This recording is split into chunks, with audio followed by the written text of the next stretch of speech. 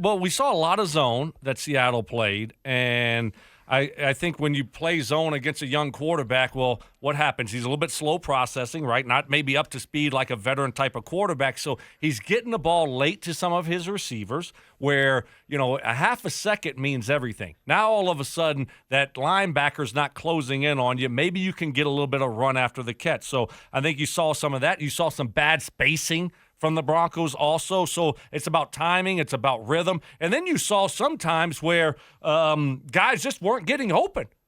Sometimes it's zone concept. And one play I'm looking at here, Mark, it was the play after the second play. We ready for this? The second play of the second half, okay? What do we have? We go empty. After we went heavy on the first play, we lost 4 yards, Mark. We try to run the ball. Pert and Troutman blocked no one, and we lose 4 yards, right? Okay. So we come back, and now Sean Payton says, well, let's go empty. All right, we put the running back far out to the right, and we got trips to the left, and we run an all-go concept. That means everybody's running a go route, okay? Right. And the running back on the outside to the right's just running a hitch route. Okay, he's running a 5-yard stop route, all right? Mm-hmm. And so you look at the play, and Bo is looking at the right guy. He wants to throw it to Adam Troutman. Okay, and Adam Troutman has what you call like a choice route or a jerk route, okay? So he's going to go up to about 5 yards over the middle of the ball, and now he can go either way that he wants. He can continue to go. If the zone vacates, he can sit down, or he can pull back out, whatever he wants to do. You be creative. Make this your own route. Nobody could cover me on that route, by the way, Mike, okay? So he is – so he is technically – being covered by the middle linebacker. So it's really man-to-man coverage. It's me against you. I have to win. The space on either side of him is wide open because everybody is running out of there with the receivers, and they're dropping back. You got a lot of space. Where does Bo Nix look? He's looking for Troutman. He's sitting in the pocket looking for Troutman. Get open, Adam Troutman.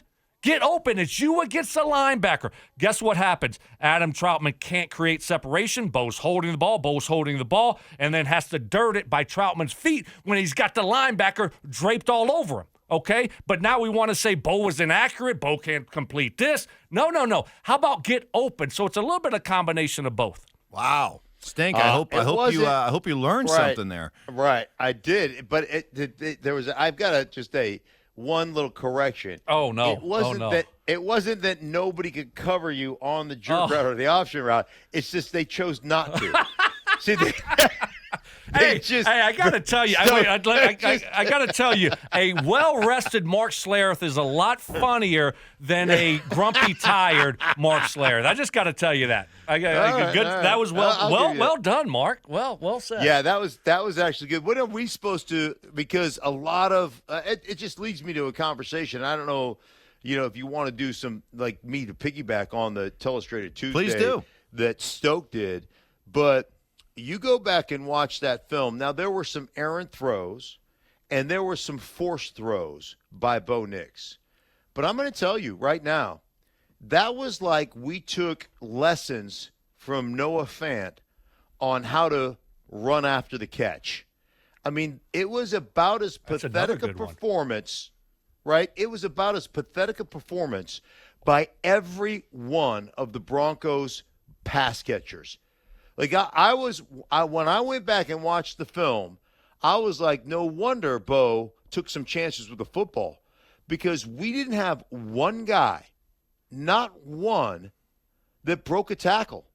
I mean, that was for the Seattle Seahawks, that was clinic film on how to tackle guys. And we didn't have a back that broke a tackle. We didn't have a tight end that broke a tackle. We didn't have a wide receiver that broke a tackle. There were about 0 yards after contact for the Denver Broncos.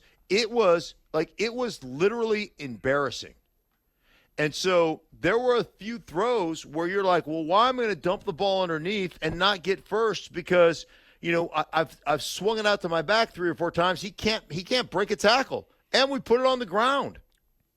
It was literally as bad as I've seen any team in the league when it comes to just being, an absolute doorknob after they caught the ball. All right, it was just, It was awful. So, and this comes on the heels of us talking about a running game that, Stoke agreed with Sean Payton that, hey, these running backs need to do more. They need to be able to break more tackles, be able to make bigger plays. So did all it take was 1 week to prove that this roster just lacks talent, lacks explosiveness, lacks playmakers? Well, Did it take 1 week for that point to be driven home?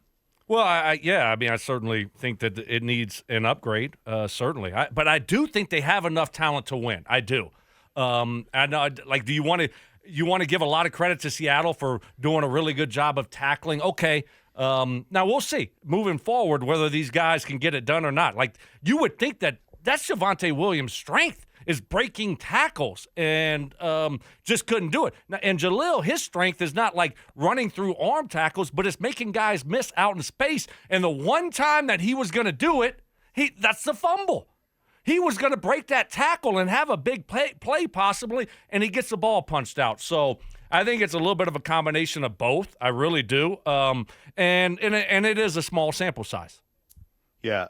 Vele was the only guy I saw that broke a tackle. The only guy that had any yak.